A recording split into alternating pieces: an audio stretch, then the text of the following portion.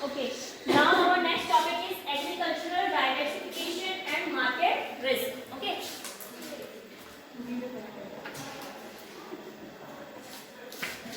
Agricultural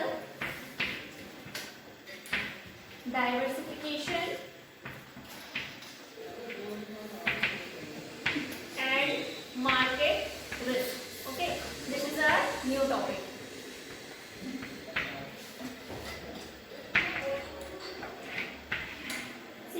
agriculture diversification मतलब होता है reallocation of some of farmers productive resources new activities of crop से, जिससे क्या होता है रिड्यूस हो जाती है मार्केट रिस्क। जो भी मार्केट रिस्क होता है यानी कि जो फार्मर्स है उनको लॉस फेस ना करना पड़े। ठीक है, इसलिए जो न्यू एक्टिविटीज है उसको हमने चेंज कर दिया। ठीक है, because price of all the crops may not drop at the same time. ऐसा नहीं है कि जो भी क्रॉप्स हैं उनके सबके प्राइस एक साथ कम हो जाएंगे, ऐसा तो नहीं होता। चाहे क्रॉप्स की बात करें किसी भी चीज की बात करें, ठीक है, एकदम से किसी के प्राइस कम नहीं होते। If one crop fetches low revenue the other may fetch high. अगर एक कम रेवेन्यू जनरेट कर रहा है तो दूसरा हाई कर रहा होगा। ठीक है ना। So this diversification help stabilization of farm income by lowering the market risk. तो हम क्या कर सकते हैं, जो डाइवर्सिफिकेशन है अगर हम चेंज कर देते हैं यानी कि न्यू एक्टिविटीज को इन्वॉल्व कर देते हैं तो उससे जो मार्केट रिस्क है वो हमारा कम हो जाएगा। ठीक है, जो डाइवर्सिफिकेशन है देखो इसके टू एस्पेक्ट्स होते हैं। फर्स्ट होता है हमारा diversification of crop production. First है हमारा diversification of crop production and second one is diversification of production activity that is employment. Production activity that is employment. Okay. So see, first diversification of crop production. इसमें क्या होता है, इसका मतलब होता है production of a diverse variety of crops rather than one specialized crops। मतलब हम सिर्फ एक crop का production ना करके बहुत सारी crops का क्या करें, production करें। ठीक है, अगर suppose मैं सिर्फ wheat का ही production कर रही हूँ और उसके अगर price कम हो रहे हैं तो मुझे भी तो उसमें मेरे को profit क्या होगा, कमी होगा। ठीक है, लेकिन अगर suppose मैंने wheat का भी कर रखा है, राइस का भी, सब चीजों का प्रोडक्शन करती हूँ मैं, तो उससे क्या होगा, अगर मेरी एक चीज की प्राइस कम हो रही है तो दूसरे में तो ऐसा नहीं है ना कि प्राइस कम ही रहेंगे, क्या पता दूसरे में मुझे प्रॉफिट हो जाए। ठीक है, तो इसलिए जो है क्रॉप प्रोडक्शन को मैंने डाइवर्सिफाई कर दिया यानी उसके बहुत सारे प्रोडक्शन कर लिए। ठीक है ना। तो इसमें क्या होता है, it implies a shift from single cropping system to multi cropping system. मतलब सिंगल क्रॉप ना लगा के मैंने बहुत सारे क्रॉप्स लगाए। Okay, so in India where agriculture is still dominated by subsistent farming, diversification का मतलब ये होता है कि सबसिस्टेंट फार्मिंग से हमने कमर्शियल फार्मिंग किया है। Okay, so it would mean choice of cropping pattern in accordance with the price structure. हम क्या करते हैं, क्रॉपिंग पैटर्न जो है जिसके अकॉर्डिंग चॉइस करते हैं, प्राइस सिस्टम जो रहता है मार्केट में कि किस चीज के प्राइस ज्यादा है तो हम लोग उसी चीज का प्रोडक्शन करते हैं। ठीक है ना, farmers. It would minimize the market risk arising due to price fluctuation. जो प्राइस फ्लक्चुएशंस होते हैं, प्राइस फ्लक्चुएशन मतलब प्राइस चेंज होते रहते हैं, कभी हाई हो रहा है कभी लो हो रहा है, तो उससे जो मार्केट रिस्क रहता है वो हमें कम फेस करना पड़ता है, वो जो रिस्क होता है वो कम हो जाता है। Okay, also it would minimize risk occurring due to failure of monsoon. अगर सपोज मानसून के फेलियर के कारण भी अगर हमारी कोई क्रॉप खराब हो रही है तो उससे भी हमें ज्यादा फेस नहीं करना पड़ता है, क्योंकि हमने एक ही क्रॉप ना करके हमने औरों का भी क्रॉपिंग करना है। ठीक है, तो इसमें क्या होता है, नेक्स्ट आता है हमारा डाइवर्सिफिकेशन ऑफ प्रोडक्शन एक्टिविटी और यूनियन से एम्प्लॉयमेंट। ओके, सेकंड वन, इसका मतलब है crop farming to other areas of production activity employment. इसमें क्या कर रहे हैं कि इनकम के साथ साथ जो हम प्रोडक्शन एक्टिविटी कर रहे हैं उससे क्या हो रहा है कि हमने प्रोडक्शन तो किया अपने सेल्फ यूज के लिए भी और आगे सेल करने के लिए। ठीक है, तो जो हमने प्रोडक्शन किया है वो हमने अपने आप यूज किया है, आगे सेल भी किया है, तो उससे क्या हो रहा है, पैसे आ रहे हैं, पैसे आ रहे हैं तो हमारी इनकम जनरेट हो रही है। ओके, तो डाइवर्सिफिकेशन समझ में आया कि क्रॉप प्रोडक्शन और प्रोडक्शन एक्टिविटी किस तरीके से किया, मतलब चेंज कैसे किया। क्रॉप प्रोडक्शन में क्या किया, वन क्रॉपिंग ना करके हमने मल्टीपल क्रॉपिंग करी, और प्रोडक्शन एक्टिविटी मतलब उसमें हमने एम्प्लॉयमेंट जनरेट करी। एक तो एम्प्लॉयमेंट जनरेट हुई, दूसरा इनकम जनरेट हुई। एम्प्लॉयमेंट कैसे जनरेट हुई, जब हमने प्रोडक्शन हर एक एक्टिविटी में कर रहे हैं, प्रोडक्शन कर रहे हैं, प्रोडक्शन एक्टिविटी कर रहे हैं, तो उसको उसके लिए हमें लेबर लगानी पड़ेगी, लेबर लगे यानी कि एम्प्लॉयमेंट जनरेट हुआ। ठीक है, एम्प्लॉयमेंट जनरेट हुआ यानी कि हमने जो प्रोडक्शन किया है वो बहुत लार्ज क्वांटिटी में हुआ है तो हमें उसको सेल करना पड़ेगा, सेल करना पड़ेगा यानी कि हमारे पास इनकम जनरेट। ओके, समझ में आया। इसके बाद जो हमारा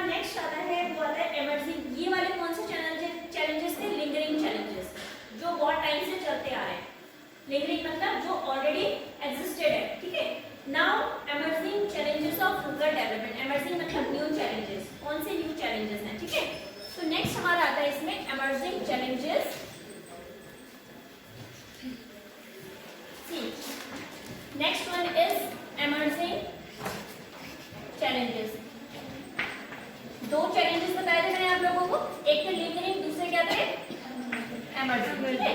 लिंगरिंग वाला टॉपिक फिनिश हो गया, उसमें रूरल क्रेडिट था और रूरल मार्केटिंग था, मैंने आपको दोनों बता दिया। रूरल क्रेडिट में हमने पढ़ा short term, long term, medium term के बारे में, क्रेडिट के सोर्सेज कौन से होते हैं, इंस्टीट्यूशन है, नॉन इंस्टीट्यूशन, और उसके बाद हमने करा रूरल मार्केटिंग, मतलब मार्केटिंग किस तरीके से करी, ठीक है ना। कौन कौन से मेजर्स अडॉप्ट किए थे गवर्नमेंट ने कि ताकि जो इनकम है लोगों की वो बढ़ जाए, लोगों की मतलब फार्मर्स, ओके। नेक्स्ट आता है हमारा एमर्जिंग चैलेंजेस। देखो इसमें कौन कौन से आते हैं, सबसे पहले इसके ए होता है एम्प्लॉयमेंट, ए है एम्प्लॉयमेंट आउटसाइड एग्रीकल्चर, मतलब एग्रीकल्चर को छोड़ के जो बाहर एम्प्लॉयमेंट है, एम्प्लॉयमेंट आउटसाइड एग्रीकल्चर, ओके। तो इसमें फर्स्ट आता है हमारा एनिमल हस्बेंड्री, ये तो एग्रीकल्चर से रिलेटेड नहीं है ना, एनिमल हस्बेंड्री। देखो क्या होता है animal husbandry, see it is an important area of employment in India different from crop farming, जो क्रॉप फार्मिंग से डिफरेंट है। एनिमल हस्बेंड्री नाम ही सजेस्ट कर रहा है कि ये डिफरेंट है क्रॉप फार्मिंग से, ठीक है।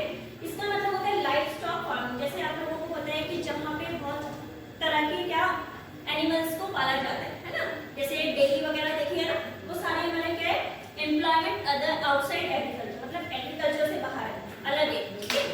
तो इसमें क्या होता है, जैसे cattle, goats, sheeps are important components of livestock in India. जो पोल्ट्री अकाउंट्स होता है उसमें 42% है, कैटल 25% है, और गोट्स और शिप का 20% है। सबसे ज्यादा कौन सा है पोल्ट्री, पोल्ट्री में कौन से एनिमल्स को पाला जाता है बताओ भाई, हैंड्स वगैरह है ना, तो ये हमारे पोल्ट्री में आते हैं। पोल्ट्री का 42% है, पोल्ट्री फार्मिंग में कितना इंक्लूड है 42%। देन हमारा कैटल आता है, कैटल में हमारा इंक्लूड है 25%, और नेक्स्ट आता है गोट्स एंड शिप्स, उसमें है 20%, ठीक है। तो इतनी फार्मिंग मतलब इतने लोग इसमें इंक्लूड है, इतने percent, okay. So in most areas livestock farming is combined with crop farming by the rural families with a view to supplementing their income. कई एरियाज में ऐसा होता है कि लोगों ने क्या कर रखा है, क्रॉप फार्मिंग भी कर रहे हैं और साथ साथ में ये भी कर रहे हैं, पोल्ट्री फार्मिंग वगैरह ये चीज भी कर रहे हैं, एनिमल हस्बेंड्री, कि ताकि उनकी इनकम और बढ़ जाए। ऐसा होता है ना, कई लोग प्रोडक्शन भी कर रहे हैं साथ साथ में दूध वगैरह भी बेच रहे हैं, तो उससे क्या हो रही है उनकी इनकम जनरेट हो रही है, ठीक है। A notable feature of crop livestock mix is that we move from irrigated areas to semi-arid and arid areas. इसकी सिग्निफिकेंस क्या होती है कि ये क्या करता है, जैसे जैसे हमारी क्रॉप का प्रोडक्शन बढ़ता है, अब crop farming tends to decrease, उस तरीके से वो क्या कर देते हैं, कम कर देते हैं, ठीक है। तो इससे क्या होता है, जो हमारी क्रॉप फार्मिंग होता है वो बढ़ जाता है, जब इनकम जनरेट हो रही है हम लोग ज्यादा इन्वेस्ट कर सकते हैं, ठीक है। तो लाइवस्टॉक फार्मिंग इंडिया में एक इंपॉर्टेंट सोर्स है फार्मिंग एम्प्लॉयमेंट का for the women. Livestock farming मतलब ज्यादा लेडीज इसमें इन्वॉल्व होती है, ठीक है। लाइवस्टॉक फार्मिंग मतलब इसमें ज्यादातर लेडीज इन्वॉल्व होती है। प्रेजेंटली एनिमल हस्बेंड्री जो है एक सोर्स है ऑल्टरनेटिव एम्प्लॉयमेंट का to nearly 7 lakh small and marginal farmers in the countryside, मतलब इतने लोग इसमें इन्वॉल्व हैं, okay. However, livestock sector is not free from problems. अगर हम कहें कि livestock इसकी बात कर रहे हैं तो ये फ्री है प्रॉब्लम से, it is not true. In terms of its size, our livestock population is perhaps the largest in the world. अगर हम इसकी पॉपुलेशन की बात करते हैं तो सबसे ज्यादा लोग इसी में ही इन्वॉल्व हैं, ओके। और ये मेन हमारे होते हैं रूरल एरियाज में, ओके। जैसे आजकल भी जो हमारा ये एरिया है रूरल एरिया में ही है, ठीक है। तो इसमें क्या होता है, ज्यादातर लोगों के घरों में देखा होगा कि गाय वगैरह उन्होंने पाल रखी है, ठीक है ना। So but in terms of its quality we are far behind from most developed countries in the world. अगर हम मोस्ट डेवलप्ड कंट्रीज की बात करते हैं तो उनसे बहुत दूर है अगर हम लोग इसकी किसकी बात करते हैं, according to its quality, okay. So two principal problems related to livestock are, कौन कौन सी प्रॉब्लम्स हमें फेस करनी पड़ती है इसमें। फर्स्ट है डेफिशिएंट वेटरिनरी केयर, मतलब जो जानवरों के डॉक्टर्स होते हैं, जो उनका मेडिकल ट्रीटमेंट हो पाता है वो बहुत कम है, ठीक है। और सेकंड है low productivity owing to backward know how, मतलब लो प्रोडक्टिविटी कुछ लोगों को पता ही नहीं है कि प्रोडक्शन को कैसे इंक्रीज करना है, या हम कह सकते हैं कि प्रोडक्शन किस तरीके से करना है उनको मेथड्स ही नहीं पता है, ठीक है, बस कर रहे हैं कि अपना काम चल रहा है, बाकी उन लोगों को टेक्निक्स नहीं पता है, कैसे प्रोडक्शन करना है, कैसे इंक्रीज करना है, किस चीज का करना है, इतनी नॉलेज लोगों को नहीं है। तो ये दो मेन प्रॉब्लम है जो लोगों को फेस करनी पड़ती है under the livestock sector. Okay, second आता है हमारा, इसके बाद एनिमल हस्बेंड्री के बाद सेकंड आता है हमारा फिशरीज। फिशरीज से नाम से सजेस्ट कर रहे हैं तो क्या होता होगा इसमें,